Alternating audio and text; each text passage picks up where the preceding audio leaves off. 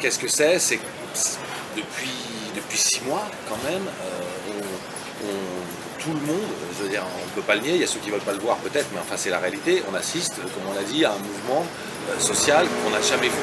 On n'a jamais vu ça, il y a un réveil populaire qui s'est fait il y a 6 mois et qui a en fait dépassé tout le monde, On a vu que, bon, on voit bien la réponse du gouvernement, qui est largement dépassée, qui ne sait répondre que violemment, etc.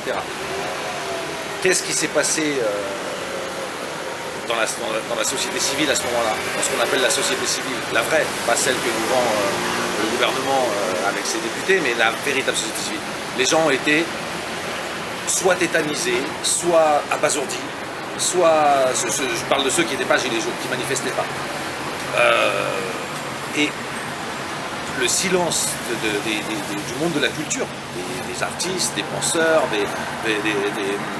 même des philosophes. Enfin, je veux dire, on va pas dire que BHL c'est un philosophe. Donc, Luc Ferry, c'en était un ou pas? Jules Ferry, voilà. Luc Ferry qui a appelé à tirer à balles réelles. Ouais, Jules Ferry c'était pas un cool non plus, mais Luc Ferry qui appelle à tirer à balles réelles. Donc on voit que les seules personnes à s'exprimer dans le monde de la pensée, entre guillemets, si on peut appeler ça comme ça, c'est des gens qui appellent à tuer, à écraser un mouvement social. Enfin, voilà, on entend des choses délirantes. Et par contre, un silence assourdissant de tout le reste du monde culturel. Où sont les comédiens, où sont les écrivains, où sont les réalisateurs, voilà. Et pour en parler le mieux, moi je peux parler de mon expérience, c'est ce que je peux faire de mieux. C'est que moi j'ai vécu ce mouvement dès le départ en regardant d'abord les manifestations sur internet, sur des médias libres en fait, comme Brut ou des choses comme ça. Et j'ai été complètement estomaqué par la détermination des Gilets jaunes et ce qui commençait à se dessiner en fait. Au départ, ok, on est sur une révolte sur l'essence et tout. C'est pour ça que les gens, entre guillemets, ce qu'on appelle les bobos, machin, ne sont pas sentis concernés. Mais dès la première manifestation, on voit qu'il y a quelque chose qui se joue, qui est différent, qui est carrément le combat contre un système qui nous amène dans le mur. Comment les artistes et les gens qui normalement sont censés être un peu des lumières, lucides en tout cas, lucides dans cette société, ne se rendent pas compte de ça. Comment c'est possible? C'est parce que le gouvernement fait une propagande absolument ignoble en divisant les gens, en jouant sur des peurs, en fait en manipulant la peur, en jouant sur des peurs réelles. Par exemple, l'antisémitisme c'est réel, l'homophobie c'est réel, tout ça c'est réel. Mais réduire les gilets jaunes et toute une contestation d'un système et une demande de justice sociale et de démocratie, de réduire à attention, il y a 3 homophobes dedans, et il y a 2 antisémites et 3 racistes, c'est du mensonge. Stigmatisé. Pardon? C'est le stigmatisé. C'est le stigmatisé, absolument. Donc, l'appel des 1400, c'est des gens, c'est pas forcément des gilets jaunes, c'est des citoyens. On est d'abord des citoyens français, responsables. Et on est là pour dire stop au mensonge, stop à cette manipulation médiatico-politique à laquelle se livrent et le gouvernement, parce qu'ils font des sorties quand même assez dingues, et les médias qui travaillent pour eux, en réalité. Donc on voudrait que cet appel puisse apporter un nouveau souffle aux Gilets jaunes, parce que les Gilets jaunes, c'est l'impulsion d'un changement. Il se passe quelque chose avec ce mouvement. On peut pas se dire que c'est des gens énervés dans la rue, et puis c'est des cons, et puis... Qui peut dire ça aujourd'hui? Un peu plus de fond, quoi. Quand même, il suffit d'aller dans les manifestations, les gens n'y vont pas. Ou alors très rapidement. Je ne sais pas si j'ai bien répondu à ta question, mais c'est pour te dire que cet appel, je ne sais pas si tu m'as dit c'est quoi l'appel des 1400, c'est ça. Voilà. C'est des gens qui se sentent responsables dans cette société, qui ont aussi une responsabilité parce qu'ils ont la parole. Parce que les 1400 personnes qui signent cet appel, il y a des gens qui sont célèbres, il y a des gens qui ne le sont pas, mais tous ces gens-là, c'est des gens qui font du théâtre, c'est des gens qui écrivent, c'est des gens donc qui diffusent des paroles, qui sont capables de diffuser des paroles, qui ont même pour certains des moyens de diffuser des paroles. Donc c'est leur responsabilité de s'intéresser au moins à ce mouvement, à ce que ça raconte historiquement, à ce que ça raconte pour le présent aussi et pour le futur. Donc là, on a à peu près la genèse de l'appel, ce qui l'a motivé du moins. Ouais. Qui est à l'origine de cet appel? Qu'est-ce qui la personne? On est plusieurs. J'aime pas tellement dire ça parce que c'est pas ce que j'ai envie de dire, mais c'est moi qui ai impulsé l'idée au départ, c'est-à-dire qu'il a commencé à téléphoner à des copains autour de moi. Il y a combien de temps? Il y a quelques mois maintenant. D'accord. Il y a quelques mois, ça a pris du temps parce qu'en fait, moi on suivait, comme tout le monde, on est sur Facebook, on regarde les infos, etc. Et j'étais, pareil, ce que je viens de raconter, catastrophé de voir que très peu de gens, en tout cas dans mon réseau, dans mon milieu, dans mes amis, dans ma famille, postaient des choses sur les gilets jaunes. En gros, c'est comme si ces gens-là vivaient dans une autre dimension. Et j'ai commencé à téléphoner aux personnes autour de moi qui avaient l'air comme moi concernées et qui avaient l'air de s'y intéresser. Et de là, ça a été très long parce qu'il a fallu qu'on déverrouille, si tu veux, qu'on déverrouille les peurs des gens de s'exprimer, même autour de nous. Même ceux qui étaient parfois solidaires, mais qui n'osaient pas forcément le dire parce que vu la stigmatisation, c'est pas facile. Donc j'ai contacté d'abord Christian Foll, qui est un producteur. Moi je suis scénariste. J'ai contacté Christian Foll et Delphine Maury, qui sont d'ailleurs un couple de producteurs, qui eux étaient déjà comme moi en train depuis le départ. Même Christian, il avait fait des actes, il était descendu dans la rue. Moi, je n'étais pas encore descendu. Mais là, je l'ai appelé lui, puis ensuite on a appelé 2 autres, puis 3 autres, et on s'est agrégé, et on a commencé à réunir autour de nous le plus de gens possible qui pouvaient faire signer dans leur réseau. Et c'est remonté donc jusqu'à des stars. Mais c'est vraiment quelque chose qui est parti de la base pour monter vers les gens célèbres et qui ont signé. Donc la presse après a presque raconté l'inverse. C'est exactement la question qui allait arriver.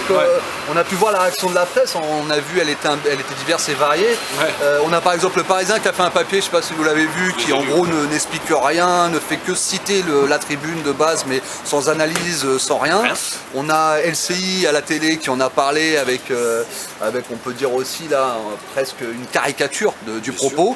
Et bizarrement, je ne sais pas si vous l'avez vu, mais il y a un papier de 20 minutes qui était plutôt riche, qui était plutôt intéressant comparé à ce qui peut être fait à côté. J'étais extrêmement étonné, comme toi, de voir que effectivement, dans 20 minutes, ce qui est normalement une espèce de feuille de chou, là oui, il y avait un article un peu plus de fond.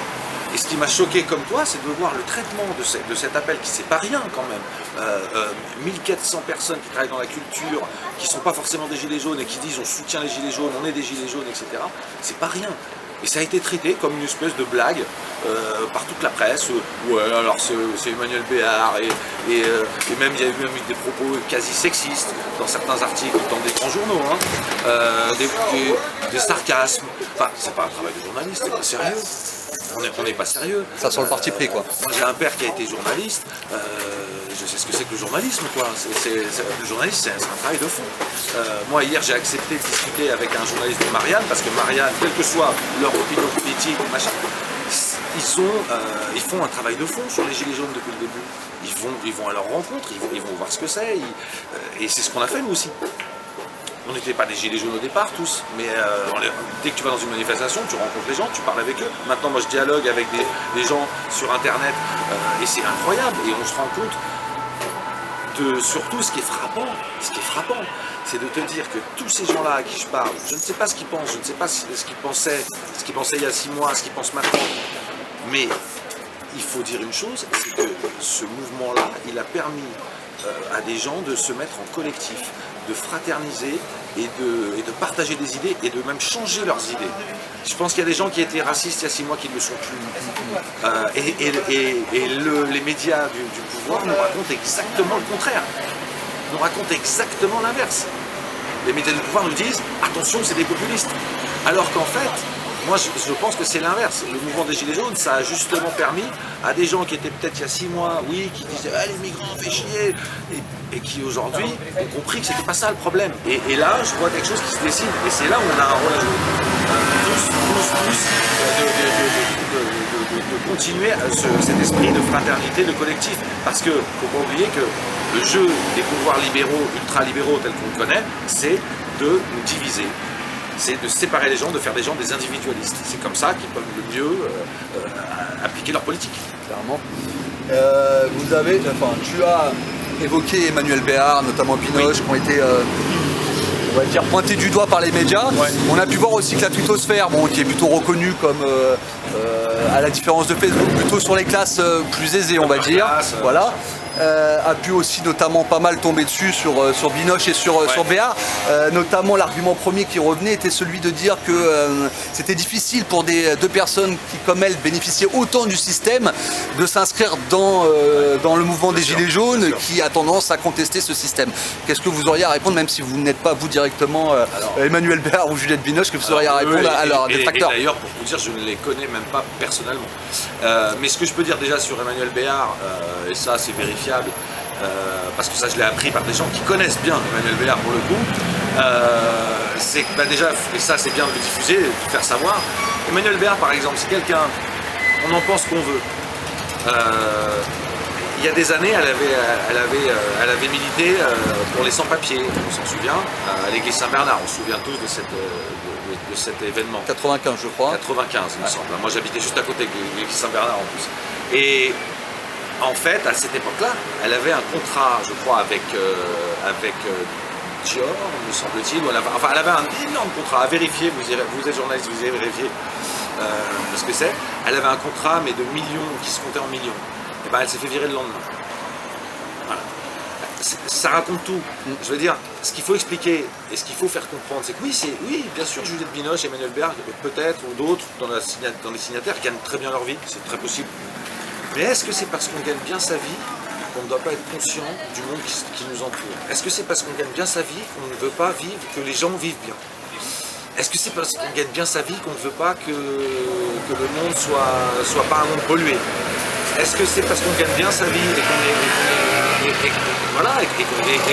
est dans le confort? Est-ce que c'est pour ça qu'on a envie de savoir et même qu'on a envie de voir des gens qui sont dans la misère la plus profonde? Bah, c'est ça la vraie réponse. C'est juste des gens qui sont humanistes en fait. Et le mouvement des Gilets jaunes, dans son ensemble, c'est quelque chose de très humaniste. Pour moi, il n'y a rien d'incohérent. Quand les gens ont pointé ça, c'est en fait, c'est du fiel, ils ont jeté leur poison, c'est tout ce qu'ils pouvaient jeter en réalité. Mais ils ont attaqué aussi, je crois, Juliette Binoche, j'ai vu passer un truc sur... Elle a fait une pub pour une banque tchèque, il me semble, il y a 20 ans. C'est ça qu'on va lui reprocher. Mamie quelque chose. Ouais, c'est ça qu'on va reprocher à Juliette Binoche. Moi, j'ai envie de dire, ça me fait rire quand on voit les gens qui sont empressés de le dire, notamment ces éditorialistes ou ces philosophes, quelqu'un comme BHL qui a quasiment provoqué des guerres. On croit délirer. On croit rêver. Donc voilà ce que j'aimerais répondre aux gens qui disent ça, si je dois leur répondre, c'est intéressez-vous au parcours des gens qui ont signé et réfléchissez juste 2 secondes. 2 secondes, réfléchissez. Est-ce que c'est parce qu'on vit dans un grand appartement qu'on doit s'en foutre que des gens aient 100 € par mois pour vivre? Et est-ce qu'on peut résumer le mouvement des Gilets jaunes uniquement à une demande de plus de pouvoir d'achat et de justice sociale? Parce que dans les revendications des Gilets jaunes, il y a aussi plus de démocratie. Et je crois savoir que ça toucherait tout le monde, y compris les plus riches. Y compris les plus riches. Je veux dire, aujourd'hui, on voit bien que de toute façon, le pouvoir et l'argent sont concentrés dans les mains de quelques personnes. On parlait d'Emmanuel Béard, de Juliette Binoche, etc. On parlait des critiques sur Twitter, notamment parce qu'elle serait dans le Star System et que ça serait antinomique avec l'idée même des Gilets jaunes. Mais ce qui est rarement notifié dans ces critiques qu'on peut entendre sur Twitter, c'est que dans ces 1400 artistes, au final, il y a très très peu de gens issus du Star System. Et on pourrait même presque, à vous de me contredire, on pourrait presque dire que dans les 1400 artistes, en fait, ce sont un peu des Gilets jaunes de la culture. Mais absolument, enfin voilà, je suis content que ce soit toi qui le dises, parce que moi je suis pas en droit de le dire, mais c'est vrai que c'est ça la réalité. À la base, comme je l'ai dit, c'est des gens, les gens qui ont lancé cet appel, c'est des gens qui sont des invisibles de ces métiers-là. Dans les 1400 qui l'ont signé. Alors on montre qu'on est bien sur la scène du direct. Au cœur des événements. Voilà, c'est bien de le montrer ici. Voilà la France aujourd'hui, voilà la terreur que les gens vivent. Voilà. En fait, là, on voit bien le règne de la terreur commencer à régner par la peur. Mais pour revenir à ta question, effectivement, dans les 1400 personnes qui ont signé, il faut s'imaginer quand même, et puis même, tout le monde est capable de les googliser aujourd'hui, et certaines personnes l'ont même fait. Il y a des décorateurs de cinéma qui sont souvent des menuisiers, donc c'est des petits artisans, hein, c'est des gens qui travaillent dans le cinéma, les machinaux de cinéma, les gens qui font des repérages, même un directeur de casting, c'est quoi? Vous croyez que ça gagne des milliers, des cents? Non. Donc tous ces gens-là, où il y a des poètes, il y a des clowns qui ont signé, il y a des circassiens, donc tous ces gens-là, c'est des gens qui sont effectivement des petits gens. Et leur métier, c'est des métiers de la culture. Mais c'est comme un serait taxi, l'autre serait boulanger, et lui, il est clown. Et il gagne parfois moins qu'un taxi, et il l'accepte, ça. Mais c'est vrai que, du coup, t'as raison de le dire, c'est des gilets jaunes de base. Et en fait, ils ont besoin des mêmes choses, et ils ont finalement les mêmes revendications tout le temps. Et au final, c'est peut-être notamment pour expliquer ceci, pour montrer aux gilets jaunes qui auraient pu être pris dans le flux médiatique, qui auraient pu croire en effet que c'est antinomique, de se dire qu'il y a des BR, etc. Et qu'au final, les gens issus de la culture sont peut-être trop aisés, trop bien lotis pour pouvoir appuyer le mouvement. Ouais. C'est peut-être aussi pour ça que vous avez souhaité venir vous exprimer sur La France en colère, le groupe d'Éric Drouet, ouais, afin d'expliquer justement à tout le monde que malgré les apparences, faut pas croire, la culture c'est avant tout des petites gens, des petites mains, des gens qui gagnent pas des milliers des cents. Et donc dans ces 1400, en fait, il y a un vrai soutien populaire aussi du monde de la culture. Mais exactement, et qui est réel. Moi, si je prends mon exemple, je suis scénariste. Ça va, j'arrive à vivre, mais ce que je veux dire, c'est que j'ai pas, dans mon statut, j'ai pas de chômage, j'ai pas de congé payé, j'ai pas d'heures supplémentaires, je travaille parfois des mois sans être payé jamais, voilà, et ça c'est ma réalité. Donc il faut quand même se dire aujourd'hui que effectivement, et c'est pour ça que je suis allé mettre ce post sur La France en colère, pour bien expliquer ça et bien dire aujourd'hui nous ce qu'on souhaite apporter et ce qu'on espère apporter à ce mouvement, c'est un second souffle qui soit, parce que la rue elle est là, les gens ils sont dans des combats de rue depuis 6 mois, ils tiennent la baraque et ils sont d'un courage exceptionnel, on n'a jamais vu ça.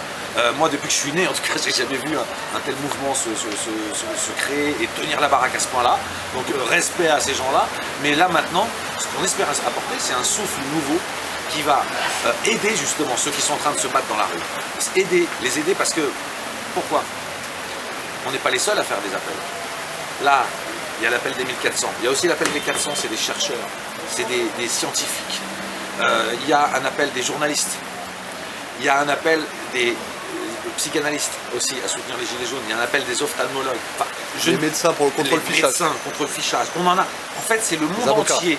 On va dire que c'est en France le monde des milieux entre guillemets intellectuello, je ne sais pas quoi. En tout cas, on ne parle pas des ouvriers de chez Renault, clairement. Hein. On parle de gens qui sont dans des postes à responsabilité, des gens qui pensent, de gens qui sont payés pour écrire, de gens. Tous ces gens-là sont en train de dire au gouvernement ça suffit. Arrêtez, écoutez les gilets jaunes, si vous voulez arrêter cette crise, c'est le gouvernement qui peut l'arrêter. En écoutant les revendications qui sont faites et en écoutant son peuple, parce que là c'est son peuple. Quand les journalistes commencent à faire une tribune, quand les artistes et les gens de la culture font une tribune, quand les médecins font une tribune, quand le peuple est dans la rue en plus, c'est l'évidence. C'est l'évidence. Donc en fait, on voit bien que ce système macroniste, la Macronie, c'est 20% de personnes en France. Bon. Et encore, on est gentil. Donc là, c'est là où on peut se permettre à parler de dérive autoritaire, de dictature, parce que 20%, même 20% des gens qui décident pour tous les autres, c'est la dictature. C'est la dictature. Je voudrais revenir sur ce que vous venez de dire, c'est-à-dire le but donc, de cet appel, notamment en étant allé sur la France en colère d'Éric Drouet pour expliquer. Moi, ma question, c'est est-ce que vous avez dit que c'était pour insuffler, pour donner un nouveau souffle au mouvement, apporter votre pierre à l'édifice. Ma question, c'est est-ce que vous avez conscience du coup que chez les Gilets jaunes, depuis votre appel, il y a quand même une attente qui va se faire sur un point bien précis, ce que les Gilets jaunes certainement estiment être une des qualités premières que vous pouvez apporter, c'est-à-dire sur justement ce manque de visibilité que les Gilets jaunes peuvent avoir, sur ce besoin de diffusion à l'opinion. Est-ce que d'une part, sans forcément trahir vos projets, est-ce que vous avez des idées, des choses bien précises en tête à mettre en place afin de permettre justement une plus grande visibilité? Nous, on va agir exactement comme on l'a fait pour la sortie de la tribune. La sortie de la tribune, ça a été une surprise pour tout le monde. Je pense que ça a été une surprise pour les Gilets jaunes. On l'a fait pour les Gilets jaunes d'ailleurs, hein, on l'a pas fait qui que ce soit d'autre. Et ça a été aussi une surprise sans doute pour le gouvernement. Donc maintenant, ce qu'on va faire, c'est qu'on va continuer à agir comme ça. On va faire, nous, des coups culturels, des interventions dans beaucoup il va se passer des choses. Je ne peux pas les révéler aujourd'hui, je n'ai pas envie de les révéler surtout parce que l'effet de surprise sera plus fort. Mais c'est sûr que les attentes, alors ça moi je peux te dire que je les ai senties parce que en discutant, notamment sur le site de La France en colère, mais aussi avec plein d'autres gens avec qui on discute, qui nous contactent, etc. On voit bien que l'attente est très forte et on va y répondre, évidemment, avec les moyens qu'on a, avec ce qu'on peut. Nous on sait qu'on a des moyens que peut-être les Gilets jaunes n'ont pas, c'est qu'on peut accéder à des festivals, on peut accéder à des plateaux de télévision, on peut accéder à beaucoup de choses. Je ne peux pas te dire ce qu'on va faire maintenant parce que tout se décide et puis on est arrivé comme ça et les choses s'improvisent, mais c'est au fil du temps et de l'histoire et aussi des événements parce qu'on est dans on a été coupé. C'était de dire oui voilà les actions, donc les actions, de ne pas trahir les actions. Évidemment on va pas les révéler ici parce que sinon ce serait plus des surprises. Les artistes notamment ils sont là pour faire du spectacle, pour faire à la base, pour faire la surprise. On a joué le jeu de la société du spectacle, ils aiment le spectacle, on leur a donné du spectacle, gouvernement. On va leur en redonner encore. Et on espère surtout que s'il y a des prises de parole, s'il y a en fait de la visibilité qui va être apportée aux Gilets jaunes par des personnalités qui ont des canaux de diffusion. Voilà, c'est ça qu'on attend, c'est ça que les gens attendent et c'est ça qu'on va essayer de faire évidemment. Mais parler d'action exacte, te dire ça c'est... Et puis ce serait dangereux même pour l'action en elle-même. Ce serait même dangereux pour l'action en elle-même. Très bien. En tout cas, oui, les Gilets jaunes peuvent se rassurer là-dessus. En tout cas, les Gilets jaunes historiques, si j'ose dire, ceux qui sont là depuis le 17, qui ont chié sur les ronds-points, même ceux qui sont venus après. Et même ceux qui sont venus après, tous les gens qui sont dans le mouvement peuvent se rassurer d'une chose, c'est nous on vient sérieusement, comme je disais avant, pour nous c'est pas un jeu, moi j'ai qu'une hâte, c'est de plus aller dans la rue. Moi j'ai qu'une hâte, c'est qu'on règle ces problèmes, en fait. Moi là en ce moment ce qu'on est en train de faire, moi ça me prend un temps sur mon temps de travail, ça me prend un temps sur mon temps de vie personnelle, sur mon temps de vie avec mes enfants. Et c'est comme ça pour tous les gilets jaunes. Tous les gilets jaunes, et ils n'ont qu'une envie, c'est d'enlever leur gilet jaune aussi. C'est de le poser à un moment parce qu'en se disant ok, on a été entendu. Donc c'est sérieux. Ce qui est en train de se passer, c'est l'avenir de nos enfants.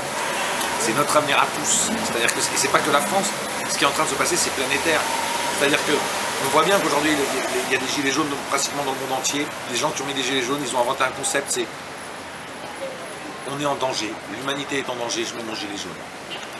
Et comme je le dis, les gens, ils ont envie de le poser, leur gilet jaune. C'est ça que je ressens.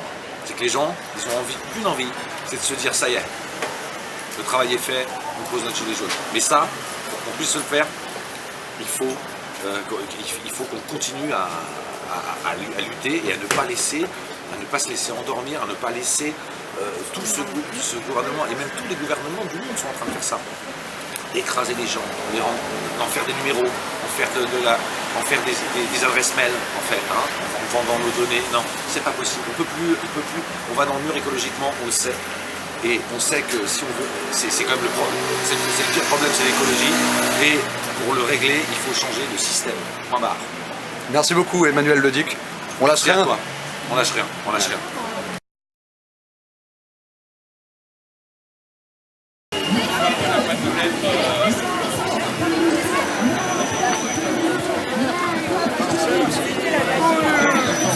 Parce que